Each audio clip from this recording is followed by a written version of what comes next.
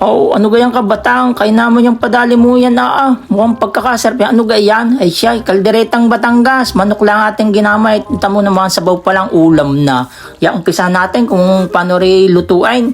Naglagay ho ako diyan ng margarine.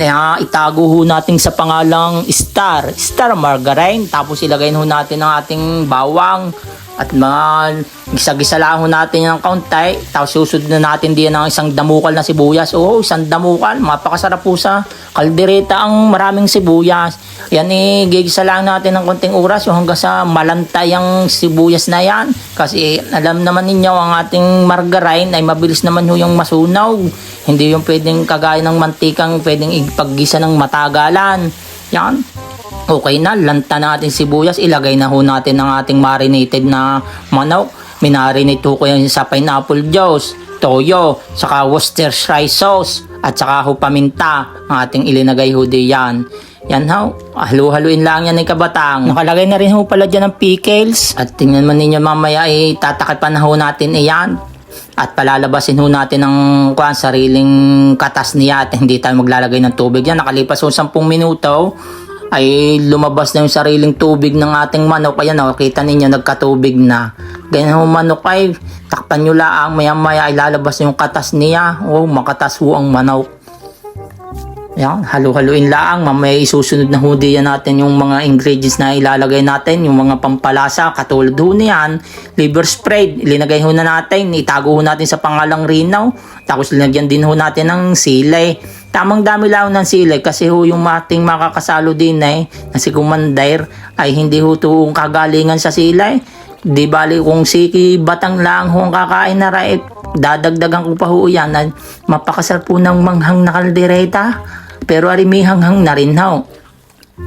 Oh, halu-haluin lang ng yung ating liver spread na yun na sumama lasa sa sabaw at manut-nut sa ating mga manok. Tapos yan na, ano galalagay ni kabatang yan? Ginargadan na ni kabatang ho ng kuwan ng cheese na itago ho natin sa pangalang Eden cheese. Mga 3/4 na cheese ang linagay ko ho diyan. Hindi ko naman linahat yung isang buo. Haluin natin nang magmix ho yung ating cheese sa ating sabaw. Nang magsama-sama ho diyan ang lasa niyan at manuot at manikit sa ating laman ng manok. Maya-maya ho yan pagkatapos nating haluin ng papagayan at papagayaon ay ayan ho yung ating tatakipan. Tingnan naman yung pagkakaganda ng kulay yan. Tinakipan na ho ni kabatang. Bahos makalipas yung 20 minuto niya, titingnan natin kung iga na.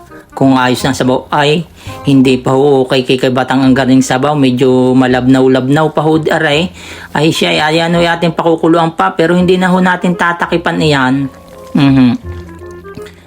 Ating pakukuluan na lang ho ng gayaan hanggang sa maigaan sabaw niyan. Yan katulad doon niyan, digay pagkakasarap ng itsura na ray, mga kabatang. Ay, kadami na rin ubusin kanay. Lalo na hubahaw, kasarap po na rin sa bahaw yung malamig na kanay. Yan, ayaw na okay na ho yung kabatang. Ayan ang hinahanap na sabaw natin. Yan, ganyan. Ay, tingnan naman ninyo, malapot-lapot. Pero wala ho tayong linagay diyang pampalapot. Kusa ho naglapot iyang ating iyan. Tingnan ninyo, pagkakasarap. Ang dami na rin ubus ng bahoy. Kung kayo napapaibig din ni kabatang ng garning luto, ay siya, pwede naman nyo rin gayahin. Ay, masarap po aray. Walang halong biraw. Siya mga kabatang, ay ayos na rin ating nilutong ari. Maraming salamat sa inyong panonood. Kung kayo nakarating sa dulo ng ating video ito, paki-comment naman diyan kung saan nakarating ating video aray. Maraming salamat mga kabatang. Bye-bye!